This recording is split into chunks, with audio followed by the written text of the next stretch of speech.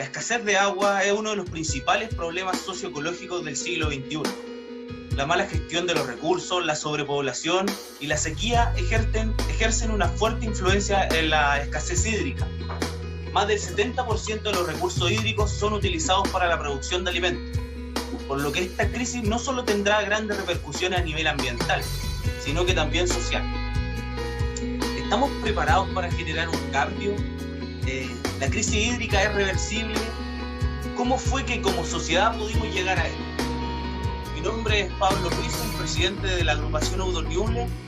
Y bueno, esta agrupación es un grupo de amigos, amantes de la naturaleza, sancarlinos, que tenemos una razón social, cultural y deportiva, pero que el día de hoy se basa más en lo cultural y lo social.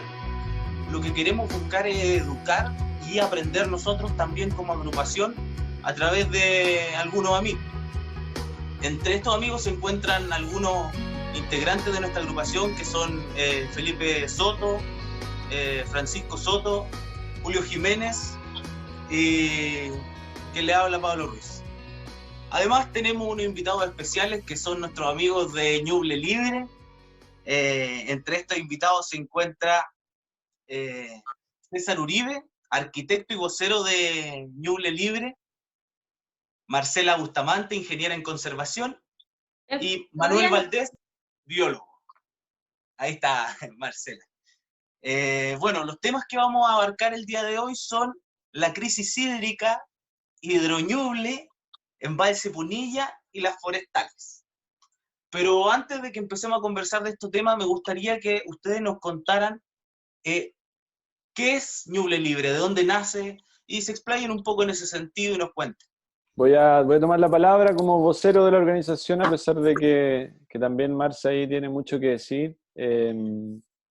Quizás después me complementa con algo que a mí me falte. Ñuble Libre como organización nace desarrollado en el tiempo. En un principio esta organización nace como una organización de lucha que defiende el territorio, pero también en el tiempo hemos ido evolucionando eso a generar propuestas de desarrollo que permitan también defenderlo, pero que van en una iniciativa de no tanto enfrentamiento, entre comillas, por así llamarlo. Dentro de esas iniciativas, por ejemplo, nosotros participamos activamente en la organización del Festival de Aguas Libres Ñuble Fest, que se realiza ya por hace 15 años en San Fabián. En algún momento tuvimos un diario, un periódico que quisimos echar a andar aquí en este territorio que se llama Alpuelche Alico. En fin, hemos tratado de generar otras instancias que no son propiamente de oposición a los proyectos, sino que de valorizar también el territorio en el cual estamos, que sabemos, entendemos que es un territorio valiosísimo y que es necesario de conservar. Muchos años que se viene trabajando, antes de Ñuble Libre igual de hecho, apoyando a los vecinos de la cordillera. Antes era mucho más difícil organizarse, organizar a la gente, y también por tema de que mucha por ejemplo, población afectada, por ejemplo, en el embalse Punilla, gente de tercera edad y mucha gente que ni siquiera sabía leer y escribir. Entonces, imagínense cómo era hacer un proceso de participación ciudadana con esos factores. Bueno, entonces, para comenzar un poquito, empezamos a abarcar como los temas más generales a los más específicos, ¿cierto? Entonces, queremos recordar igual que Chile es bastante vulnerable al calentamiento global que estamos viviendo, y la zona central es una de las más preocupantes porque se va a intensificar más la sequía en nuestra zona. Sí, entonces como por ejemplo Valparaíso, igual hay zonas que ya se están secando, ¿cierto? Por nombrar un poco, en donde ya hay gente que está recibiendo agua con camiones aljibe. Y algo más cercano también es que el río Ñuble el año 2016 presentó un caudal del 57% de su nivel normal. Y algo preocupante igual porque la zona central es donde se concentra la mayor población de Chile, ¿cierto? Entonces, para que la gente se interiorice un poquito, quería que aclaráramos un término que es la huella hídrica, y cómo es posible que un recurso que para nuestros abuelos era ilimitado, hoy día ya... Comentar, según la huella hídrica, se usa principalmente como un indicador, pues. Todo lo que usamos y consumimos las personas deja una huella en el ambiente y la marca que queda en el agua es la huella hídrica. Principalmente esto se mide por la calidad del agua y por la cantidad de agua que es utilizada. Yo creo que es importante cuestionarnos actualmente lo que consumimos y la forma en la que vivimos, para ahí, por ejemplo, fijarnos en la huella hídrica de lo que estamos comprando, de lo que estamos haciendo, y ver, contabilizar realmente qué es lo que, cómo afectamos nosotros cada uno a estos procesos. ¿Qué más? No sé, por ejemplo, la carne. En Chile se generan como casi 200 toneladas de carne al año, y resulta que por 1 kilo de carne se gastan 30.000 litros de agua. Entonces, cuestionar nuestros niveles de consumo. Y el tema también está muy relacionado con la agricultura, porque la huella hídrica tú la puedes ver desde un producto también a una superficie. Entonces es un indicador muy bueno para gestionar el agua, por ejemplo, en una región. Claro, no sé si tienen algún, no sé, estudio que hayan visto por ahí o que hable de alguna proyección de escasez de agua que podamos vivir acá en la región de Ñuble. Bueno, lo último que ha ocurrido en febrero, que se decretó estado de emergencia para Ñuble por la sequía. Bueno, eso se viene dando ya hace como unos 5 años, y bueno, dentro de todo el margen del cambio climático que ya empezó hace 20 años atrás. Sí, quería también saber un poquito de otros conceptos que son muy útiles y sobre todo este que es bastante importante, que es sobre el ciclo hidrológico del agua. Por ejemplo, después igual vamos a hablar del embalse, que son actividades que lo intervienen notoriamente, y de por qué es tan importante tratar de intervenir lo menos posible este ciclo natural.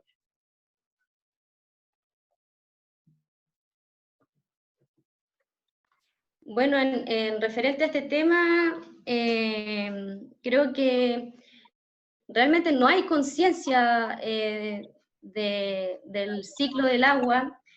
Cuando escuchamos, por ejemplo, a los políticos decir que el agua de los ríos se pierde en el mar, cuando se quiere impulsar una carretera hídrica, no hay comprensión realmente de qué es lo que es el ciclo hidrológico.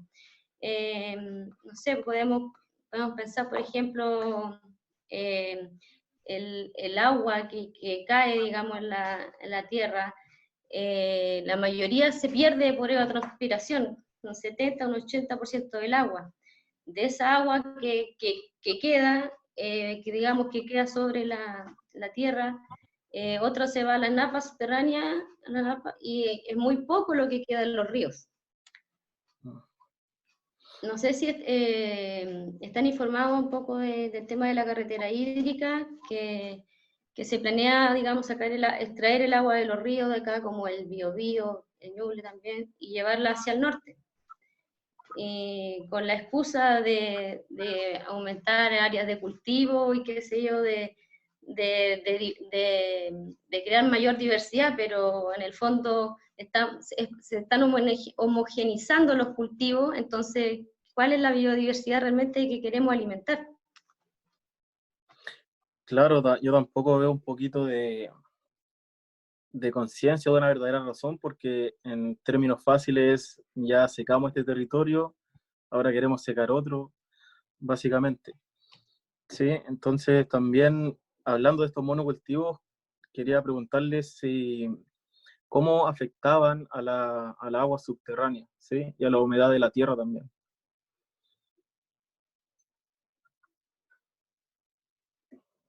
Bueno, ahí, hola, buenas. Yo puedo aportar.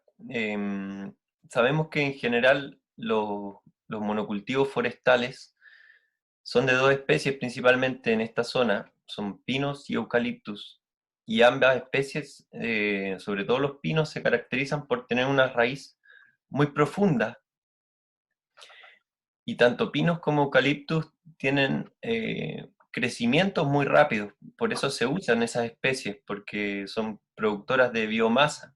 Crecen muy rápido, y para crecer muy rápido es que consumen mucho volumen de agua.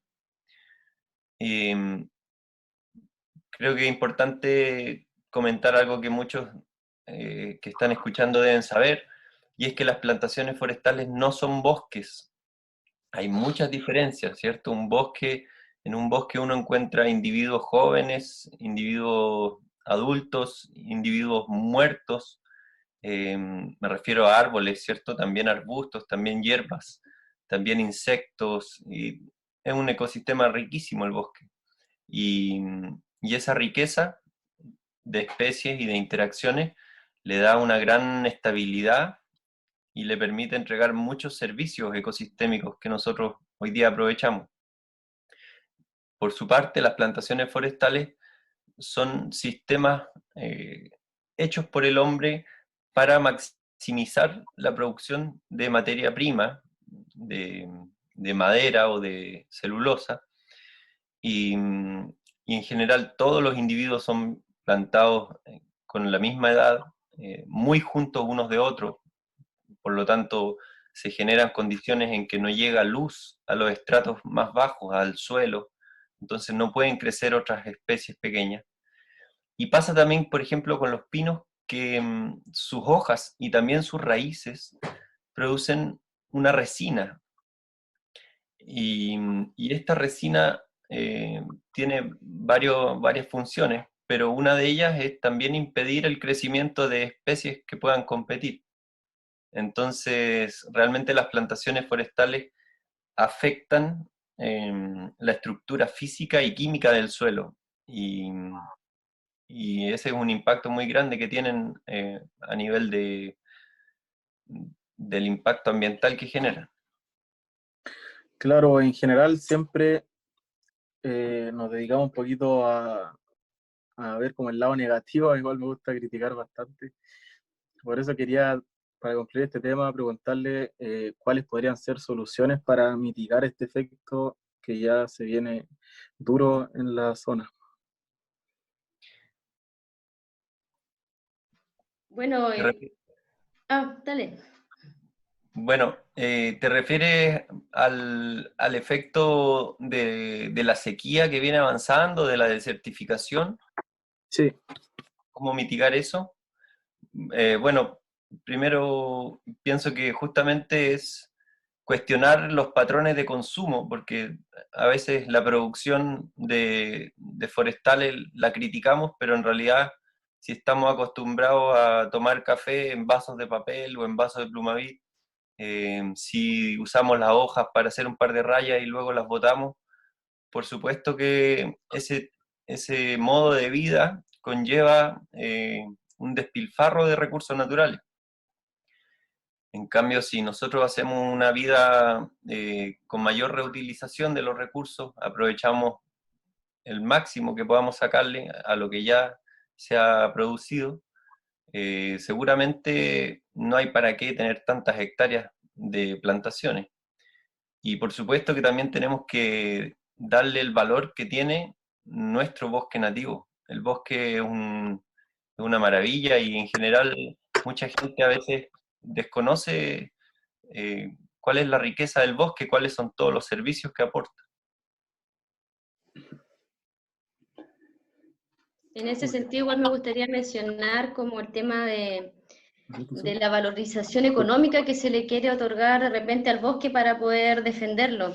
Tal vez eso no siempre va de la mano, o sea, ¿cómo le damos valor, por ejemplo, a un bosque degradado, un bosque de árboles antiguos ya caídos? No se puede, pero sin embargo, un bosque que está generando otros procesos también y cumpliendo otras funciones para la biodiversidad. A mí me gustaría tomar la palabra hablar sobre ello. Yo creo que, dando ya por finalizado el tema de la crisis hídrica, por supuesto en Chile y obviamente en nuestra región, quisiera que me hablaran un poco acerca de este tan bullado problema que tenemos, que es el de la generación de electricidad, y por supuesto en nuestra región el proyecto de central de pasada de Ñuble. ¿Qué realmente ocurre con este proyecto hoy por hoy?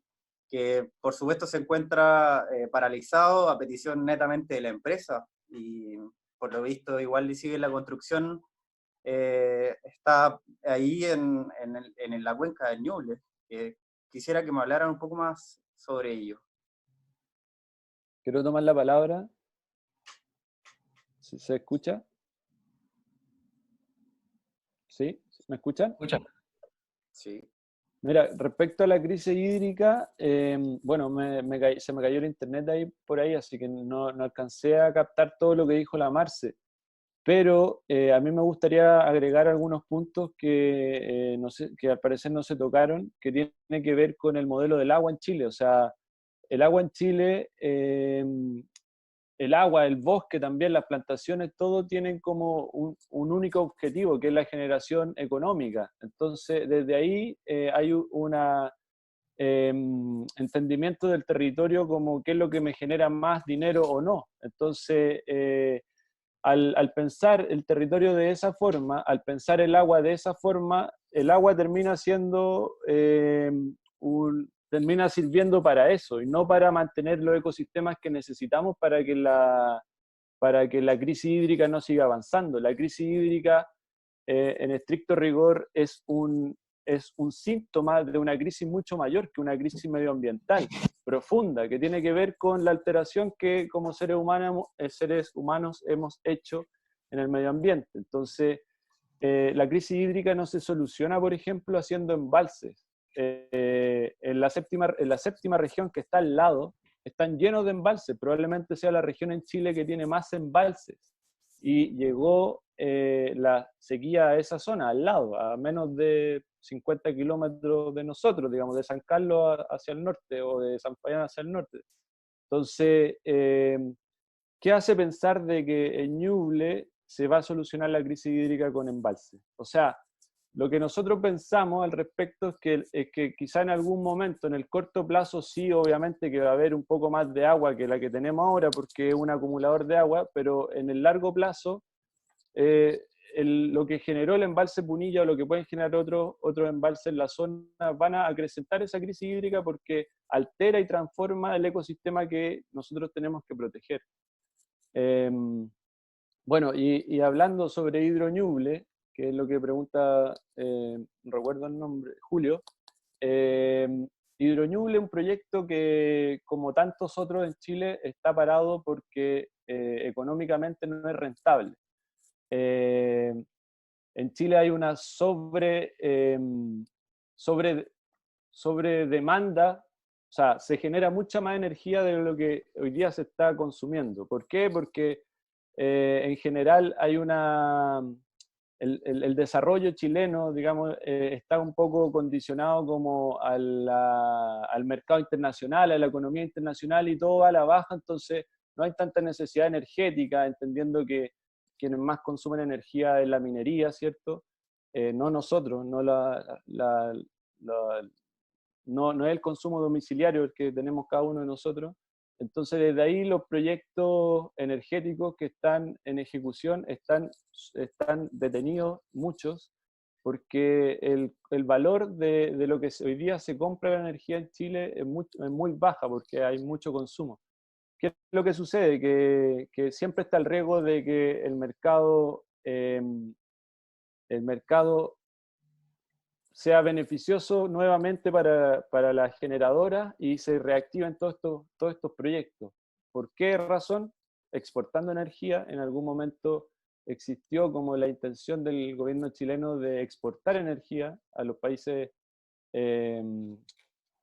vecinos, y ni siquiera vecinos, a Estados Unidos también se habló con el proyecto de Hidroaicén de que esa energía que se quería generar en Hidroaicén después se iba a transformar en una carretera eléctrica a lo largo de toda Sudamérica para llegar a Estados Unidos y para entregar energía en Estados Unidos, por ejemplo.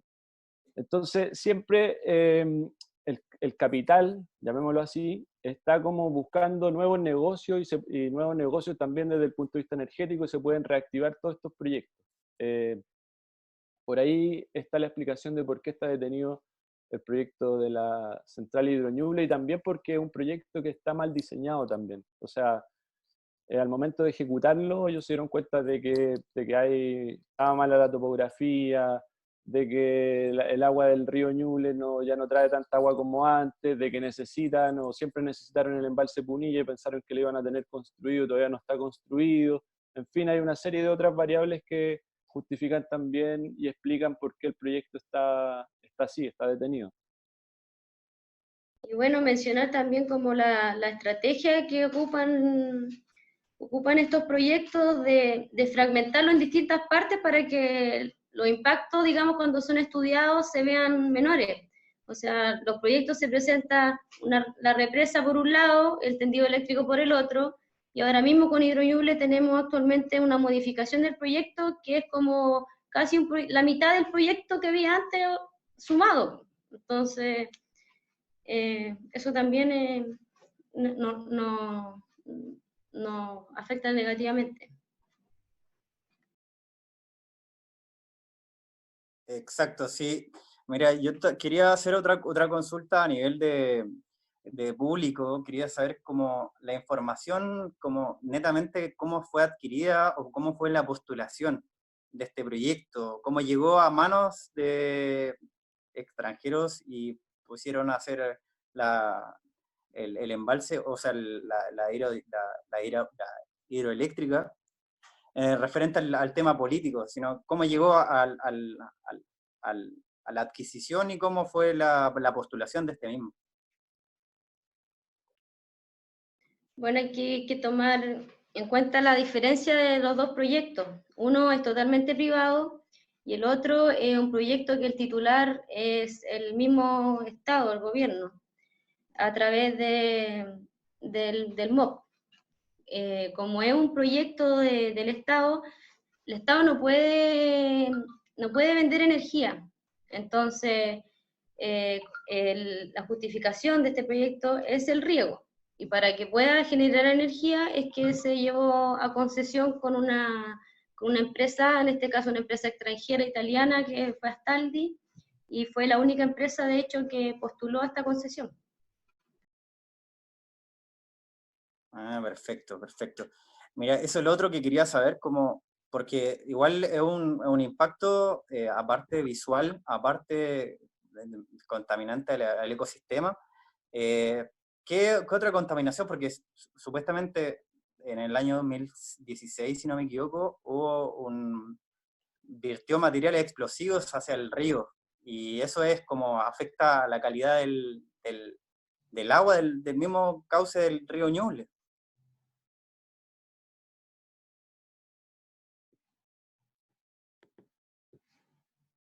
¿César? ¿No? ¿Aló? Sí. Sí, que parece que delante no sé hasta qué momento me escuchó, pero bueno, me No, se escucha explayé. todo. Ya, porque después como que me di cuenta que ya no estaba y dije, bueno, ¿qué pasó? Que me había salido bien, más encima yo sentí que me había salido bien, Sí, entonces, sí se escucha todo. ya, buenísimo. Entonces como que pierdo un poco el hilo de la conversación. Mira, es que me quedé un poco pegado con el tema de la licitación, de cómo llega Astaldi también, una empresa privada, a concesionar el embalse Punilla. Es importante decir de que dentro del proceso de licitación del embalse Punilla, hubo una primera etapa en donde se puso las bases a disposición de los interesados. Y estos interesados fue una licitación internacional, entonces en todo el mundo se puso a disposición, digamos, las bases del proyecto Punilla para que vinieran a ejecutar acá el embalse.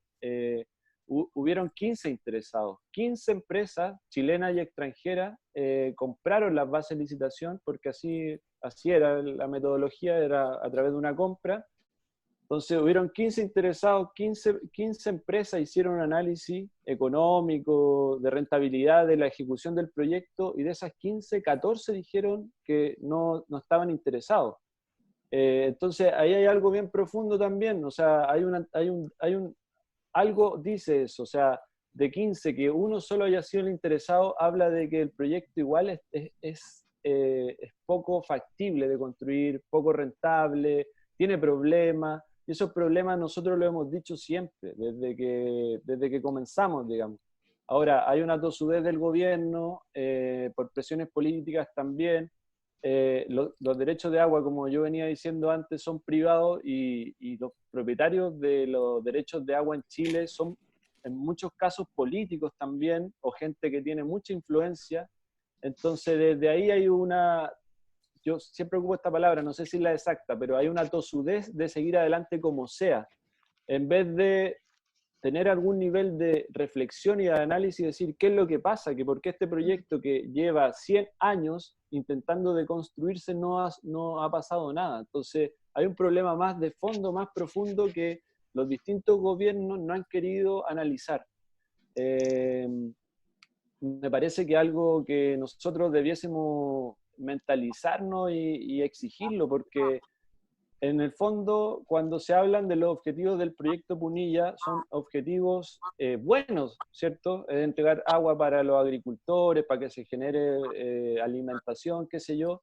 El problema es que es un mal proyecto, que la solución es mala. Entonces, generemos esas soluciones, generemos ese riego, generemos esos acumuladores de agua, optimicemos el uso del agua, pero no a través de proyectos malos, que no solamente son malos para nosotros, que somos, o para los que son amantes de este lugar, o para todos los que entienden el problema que genera el embalse Punilla en la cordillera del río Ñuble, sino que es también para los posibles, es malo también para los posibles beneficiados, porque llevan 40, 50 o no sé cuántos años esperando una solución, y en realidad al corto plazo no lo van a tener, y ni al mediano plazo quizás tampoco, y quizás nunca. Entonces yo no entiendo realmente por qué está esa intención de seguir adelante con un proyecto que a todas luces ha demostrado por distintos ámbitos que cuesta hacerlo, que está muy difícil de lograr construirlo. Claro, igual, entonces, para la gente que no sabe quizá, o para los que sí saben, la UNESCO declaró... No, se escuchó perfecto. Ya, dale. Entonces, para los que no saben, la UNESCO declaró como reserva de la biosfera a la cordillera completa de Ñuble, un poquito de la del Biobío, en donde es un corredor biológico, ¿cierto?, que comienza en el este de San Fabián y pasa por la Reserva Nacional de Huemules de Ñublinto, luego por la Reserva Nacional de Ñuble y finaliza en el Parque Nacional de Laja.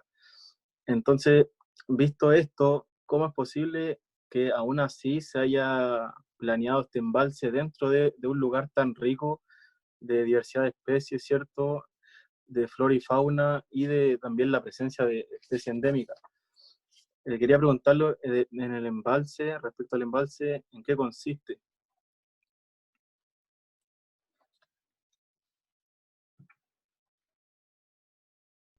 Bueno, el embalse principalmente son 1.700 hectáreas de inundación, de las cuales 690 hectáreas son de bosque nativo.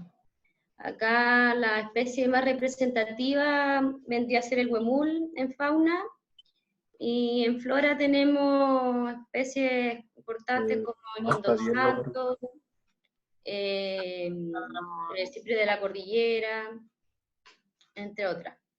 Y yo creo que es importante mencionar aquí que en los estudios de impacto ambiental se toma en cuenta a la especie, a los individuos solos, y sin cómo conviven, con quién conviven, dónde y qué funciones cumplen.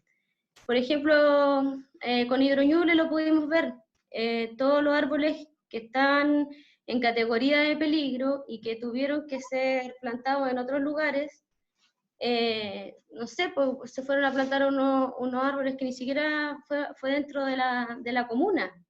Por lo tanto, ya no esas especies no van a cumplir su función como lo estaban haciendo acá. O no sé, protegemos una especie, pero no protegemos, por ejemplo, de las otras de las que se alimentan.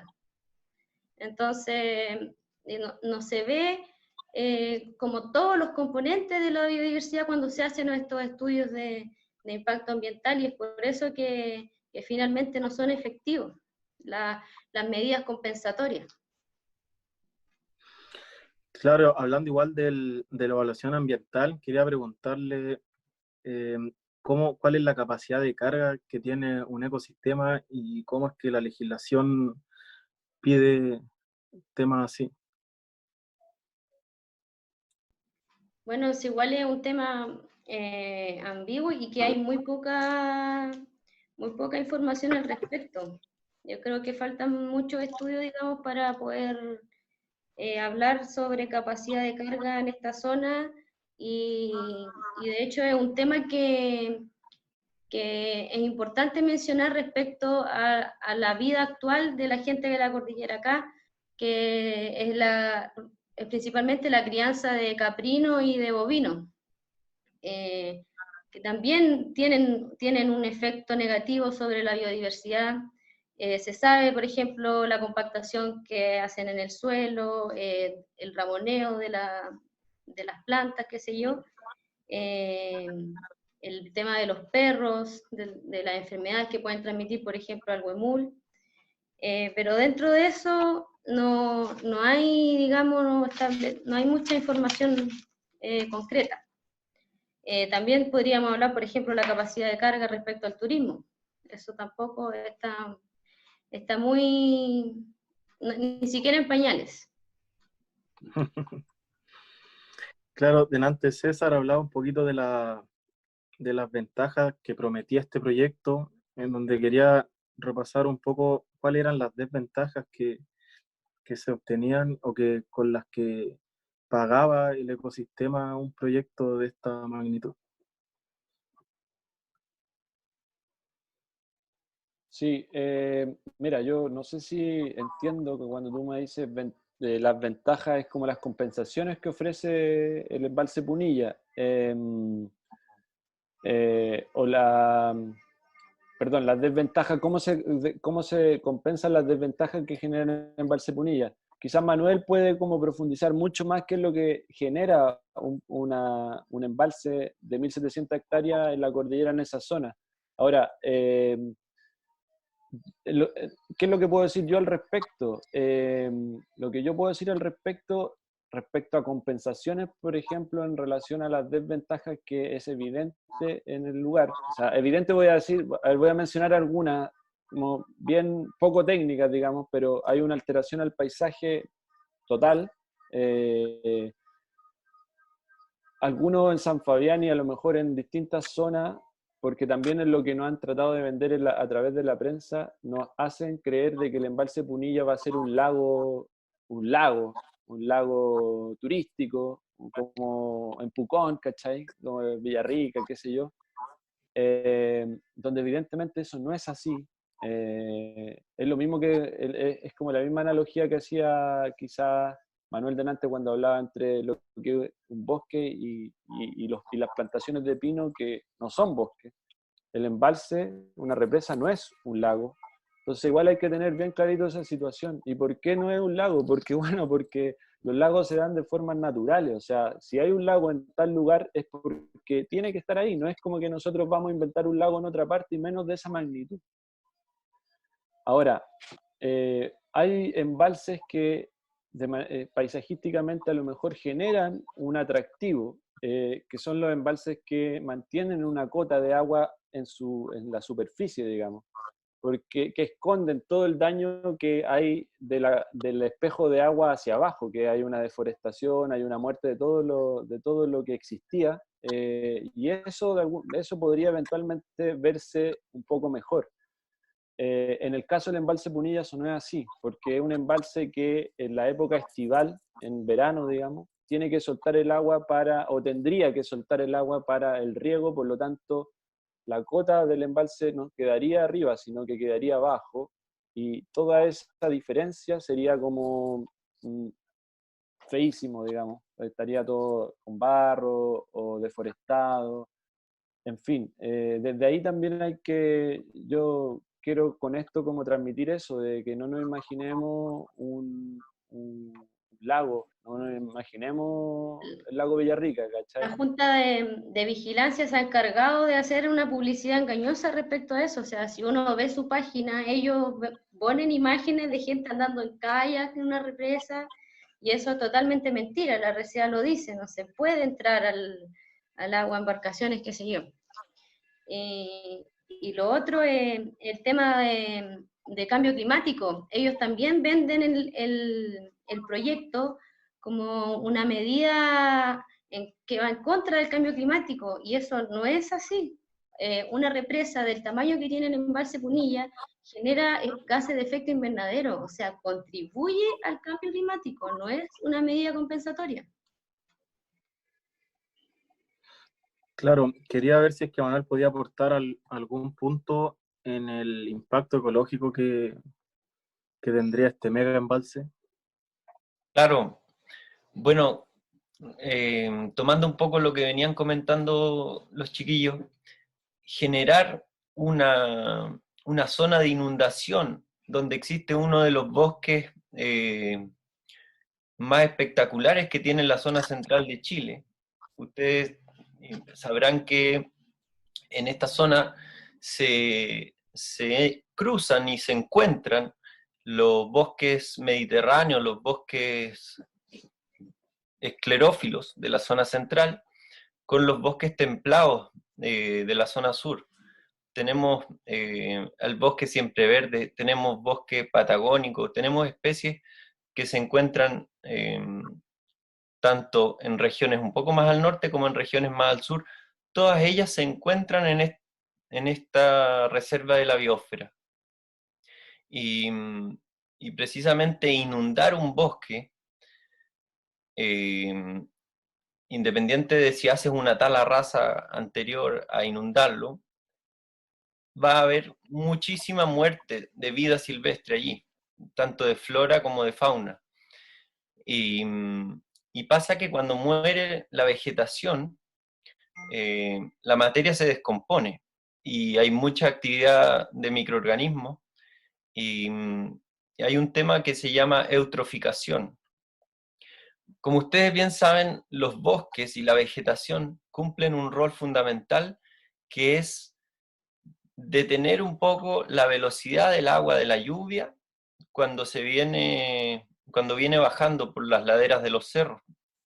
Y entonces la vegetación disminuye la fuerza y el agua deja de arrastrar los materiales. Entonces la vegetación filtra el agua, retiene el agua y funciona como un verdadero colchón. Y justamente este colchón es el bosque, como decía César antes, este ecosistema es el recurso que debiéramos estar protegiendo. Y construir una muralla de cemento y inundarlo puede parecer una solución, pero realmente no es una solución a la raíz del problema. Es un remedio que es peor que la enfermedad. Porque los ríos son conectores. El río aquí como parte importantísima del ciclo del agua, ¿cierto? Conecta glaciares, conecta las montañas con el mar, y todo lo que hay entre medio se beneficia de este flujo. Hay un flujo de nutrientes, y no solo desde arriba hacia abajo, también son muchas las especies de aves que suben por el río y traen nutrientes desde la costa hacia arriba. Y cortar un río por la mitad con una muralla de cemento realmente tiene muchísimo impacto. Claro, igual algo... Perdón, Dime. ¿puedo decir otra cosa? Respecto a las desventajas, hay una problemática bien importante que tiene relación con el embalse Punilla y los nevados de Chillán, que están a los pies, digamos. O sea, el río Ñuble, hay afluentes que vienen del nevado de Chillán, que llegan al río Ñuble, que es el río Santa Gertrudis y el río Gato. Hay un riesgo importante ante una posible erupción volcánica de que en mantener un volumen de agua de esa magnitud en la cordillera a los pies del volcán Chillán pueda verse como alterado, más que alterado, como pueda significar como que colapse, digamos. No necesariamente que se rompa el muro de la represa, que es lo que uno imagina como una catástrofe mayor, y que eventualmente eso sería una catástrofe mayor. Pero el hecho de que llegue afluente o sea, perdón, no que lleguen afluentes, que llegue masa volcánica al agua represada puede generar oscilaciones o olas en el embalse que pueden traspasar el muro y puede generar un problema río abajo muy grande. Eso es algo que nosotros hemos tratado de dar a conocer, que lo hemos dicho en distintas partes y nunca se ha considerado como algo real, y efectivamente algo real. Hoy día, o desde hace 2 o 3 años, cuando el volcán Chillán empieza como a manifestar esta intención de erupción, aparece en mapa de riesgo volcánico, por ejemplo, en donde nos muestra que el riesgo volcánico llega de aquí de San Fabián, un poco más, casi llegando a San Fabián, en una situación natural, en una situación con el río libre, digamos, en una situación con el río sin represa y sin una masa de agua gigantesca. Entonces, si en esta situación normal tenemos un riesgo volcánico a los pies de San Fabián, imagínense con el embalse Punilla. No hay hay hartas localidades y comunidades a orilla del río, digamos, pero no tan a la cota del río, por lo menos en San Fabián, pero más llegando al valle, digamos, a San Carlos, ahí sí que hay. La zona de la Ribera Ñuble, por ejemplo, deben estar a unas cotas mínimas entre el nivel del agua y el nivel de las casas. Entonces, es una situación que es importante también que nosotros sepamos y que la exijamos, que se tiene que, de alguna forma, mantener, o sea, de alguna forma se nos tiene que asegurar de que no nos va a pasar nada a futuro con un embalse así, si es que se llega a construir. Claro, dime. De las subidas de agua, o sea, en Alto Biobío ya se ve, las niñas que hacen rafting allá nos comentan que, por ejemplo, a veces están remando y el río sube de un momento a otro, y eso es sumamente peligroso para el turismo y las actividades que se están haciendo en el río. Antes acá no había, hace 10 años, hace 15 años atrás no había ninguna empresa de rafting, hoy día ya hay 5.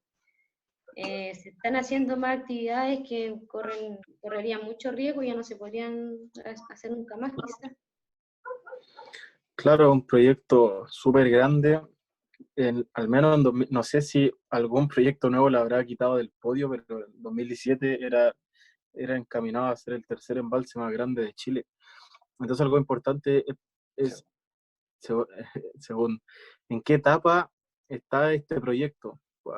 Ya son conocidos los problemas de desalojo que hubieron y también quedaron a la vista algunos problemas legales que nos puedan aclarar. Ya, voy a tomar la palabra de nuevo. A ver si me ayudan, después me complementa la Marce a lo mejor. El proyecto tiene un 0% de avance referido a su construcción. O sea, no hay ninguna obra física en el río. Sí hay una empresa, Astaldi, que es muy conocida, digamos, por todos, que tiene trabajadores en la zona, pero que los trabajadores hasta la fecha han realizado obras menores, muy menores, digamos, como botar cerco, instalar algunos containers, mejorar el camino, nada referido, ninguna obra como de la ejecución misma de la represa. Eso igual es importante desde el punto de vista de que el embalse Punilla tiene una aprobación del año 2010. De acuerdo a la ley ambiental, las aprobaciones duran 5 años. O sea, cumplidos los 5 años, debió evaluarse nuevamente para poder construirlo. O sea, cumplido el año 2015, el embalse Punilla debió habérsele caducado su aprobación ambiental, su RCA que se llama. Eso no sucedió. Eso no sucedió porque, como lo hemos dado a entender dentro de la conversación, al ser un proyecto estatal, y a lo mejor si hubiese sido privado hubiese ocurrido exactamente lo mismo, los organismos se alinean para que el proyecto se construya. Entonces, hay una falta de fiscalización y una falta como de rigurosidad, por así decirlo, de las mismas leyes que son para todos. Entonces, el embalse Punilla tiene prácticamente leyes propias o no tiene leyes para poder ser ejecutado. Bueno, y eso, ¿cómo se justificó? ¿Por qué no se justificó por el proceso de desalojo? Ellos dijeron que comenzaron el embalse Punilla porque comenzaron con todos los procesos de expropiación y desalojo. El desalojo se dio el año 2018, pero los procesos de expropiación, que es como todos los trámites legales en tribunales civiles, comenzaron en el año 2014-2015, un poquito antes de que venciera la caducidad de la aprobación ambiental. Desde ahí justificaron que el proyecto ya comenzó. Ellos dicen que el proyecto comenzó, pero en lo concreto, si uno va al territorio, hay 0% de avance y no hay una fecha tangible de que comiencen tampoco esos proyectos por todo el conflicto que existe entre la empresa, que es Astaldi, con el titular, que es el MOP, en donde ambos tienen responsabilidades. Cada uno culpa al otro, pero en realidad ambos tienen responsabilidades. La responsabilidad del MOP es que tiene un proyecto mal hecho, mal diseñado, y entregó una información falsa a Astaldi, y el problema de Astaldi es que ellos nunca han tenido la capacidad económica para poder construir el embalse, y desde ahí tratan de justificar su movimiento, tratan de sacarle plata, digamos, al contrato, pero no con un objetivo necesariamente de construir el proyecto.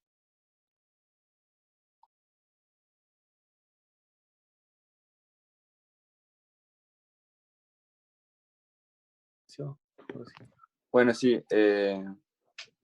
Bueno, cambiando un poquito de tema y tocando un poquito el tema de las forestales, que bien Manuel hace unos minutos nos explicaba la diferencia entre, bueno, un monocultivo, un bosque y su impacto ecológico, y también su relación con la crisis hídrica.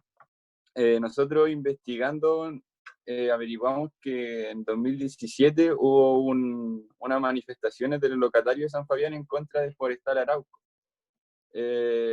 Nos gustaría si nos podrían explicar un poquito por qué se manifestaron y qué exigían en ese entonces, y si es que se los cumplieron.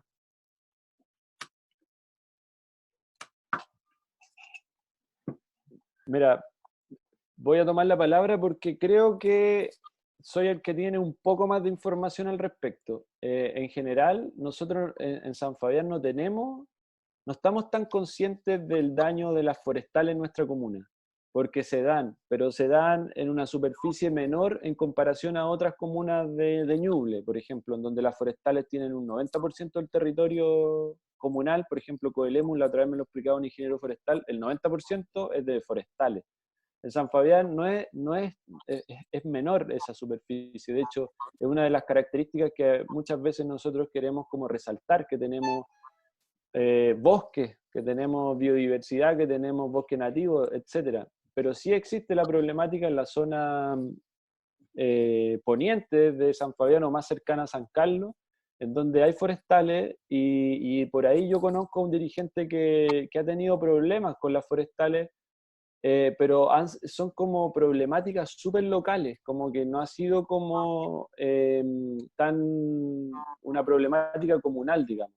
El 2007 yo no recuerdo exactamente a qué puede atribuirse, pero me imagino que también tiene relación con los incendios forestales que ocurrieron ese año, que en Chile fue, bueno, aquí se nos quemó el Cerro Alico, pero había un problema relacionado a que los incendios forestales se estaban proliferando en todo el país y no había capacidad como para enfrentarlo, y desde ahí también había como una crítica a las forestales de mantener ¿cómo se llaman eso? Pero sus franjas como de seguridad hacia las casas, a mitigaciones que le asegurara de alguna forma que no corrían riesgo la vida de las personas que habitaban ahí. por ahí creo que fue el problema principal que se dio el año 2007 y las protestas que se dieron, pero te vuelvo a repetir que no es como un problema que se haya abarcado como que haya sido tan comunal, digamos, fue súper local, específico en algunas comunidades. Ya, perfecto. Yo quisiera agregar algo ahí. Sí, dale, no. Bueno, simplemente es recalcar que este modelo productivo, que son las forestales, o que en este caso representan las forestales, no tiene nada que ver con las necesidades materiales y de la gente, de las poblaciones locales. No es su propósito beneficiar a las comunidades ni al ambiente.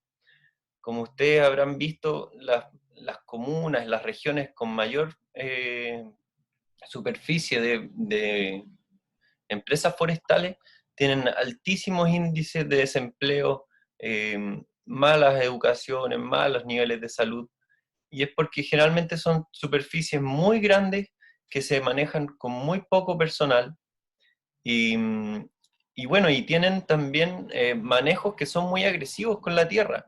Las plantaciones forestales usan muchísimo nitrógeno para acelerar, digo, el crecimiento de los árboles.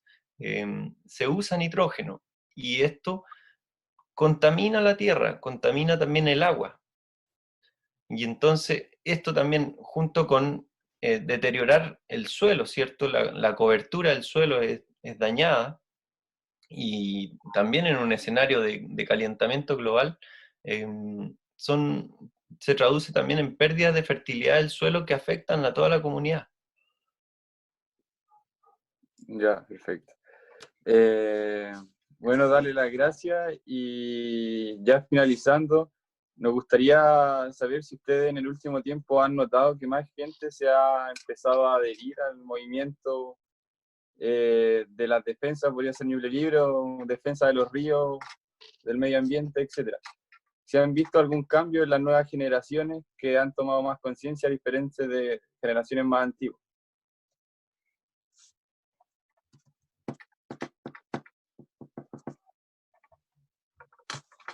La Marce que diga algo. Bueno, yo creo que totalmente de acuerdo con que las nuevas generaciones vienen con otra mentalidad, vienen con la idea de aportar y de cuidar lo que le estamos dejando. Estamos viviendo una nueva era geológica, la que se le llama el antropoceno, y que viene derivado del cambio global que ha hecho el ser humano.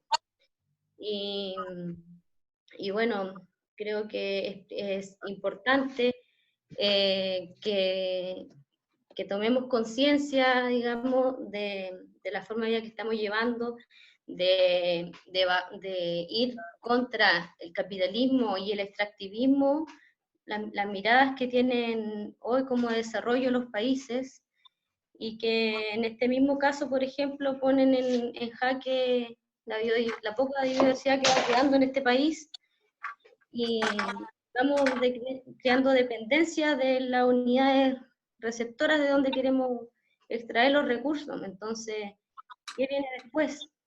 El cambio viene por algo mucho más profundo. Nosotros como agrupación hemos pasado por muchos momentos, muchos integrantes, caídas, bajas. Hemos también recibido muchos integrantes, digamos, que no son de San Fabián, y por eso también se nos ha cuestionado mucho, pero también ha sido una experiencia enriquecedora. Contar con gente de afuera y que viene con nuevas ideas y buenas ideas. Y eso. Ya, Yo agregaría otra cosa, perdón. Mira, respecto al cambio de mentalidad, a que hay más conciencia, yo creo que estamos en un momento clave y que es evidente. Cada vez tenemos, yo creo que todos los años en Chile tenemos algún evento catastrófico asociado a un problema natural. un terremoto, incendios forestales, bueno, no sé, un volcán, en fin, hoy día podríamos hablar también de la pandemia que es inclusive mayor, pero tiene que ver con lo mismo, con cómo hemos ido modificando y alterando nuestro planeta, digamos. Entonces, el planeta ya nos entregó, ya no nos puede seguir entregando más señales de que tenemos que hacer un cambio, y yo creo que eso está siendo muy evidente para muchos. Y desde ahí también se nota que hay un poco más de conciencia y más interés de profundizar sobre esto y generar algún trabajo concreto para hacer el cambio. Y yo lo que creo es que o el cambio lo hacemos o el planeta, digamos, nos va a sacar de aquí, porque evidentemente somos un problema. Entonces, desde ahí yo creo que estamos en un momento clave y hay que verlo todo lo que está pasando desde un positivismo, de creer que estamos dispuestos y que en este momento tenemos que dar la pelea. Pues. Así que yo creo que por ahí también va lo que está sucediendo estos últimos años. También, Bueno, chicos, perdón, la relación del ser humano y la naturaleza, el tema de la observación. Ustedes como grupo de turismo, autor, el turismo es una de las grandes amenazas en este momento para la diversidad, pero también es una gran herramienta, un instrumento para acercarnos. Lo que uno cuida, lo que conoce, ¿cierto? Entonces, estrechar la relación de la educación ambiental con el turismo es esencial también. bueno, nosotros por eso mismo hemos querido generar esta instancia de conversación con ustedes, porque primero queremos educarnos nosotros también, porque obviamente hay muchas cosas que tenemos que aprender y seguir aprendiendo, y además, de cierta forma, educar a la población, que es la que nos va a estar viendo. Nosotros queremos ver la posibilidad igual de transmitir esto por la radio, o algunos puntos a lo mejor. ¿Por qué? Porque obviamente a través de internet vamos a llegar a ciertas personas, pero la idea es que lleguemos a todos los rangos etarios posibles y que todos finalmente nos impregnemos con esta esencia de cuidar nuestro planeta y generar lazos como los que estamos hoy en día generando nosotros con ustedes. Queremos agradecerle su cooperación con nosotros, su ayuda, participar en esta entrevista, darnos un poco de su tiempo. Y bueno, que se sigan generando estos lazos, sigamos creciendo. Y bueno, cuenten con nosotros para lo que sea que necesiten. Estamos dispuestos a ayudar y a crecer todos juntos y ayudar a nuestra región y por supuesto a nuestro querido río, nuestro río Ñuble. Entonces, aquí estamos.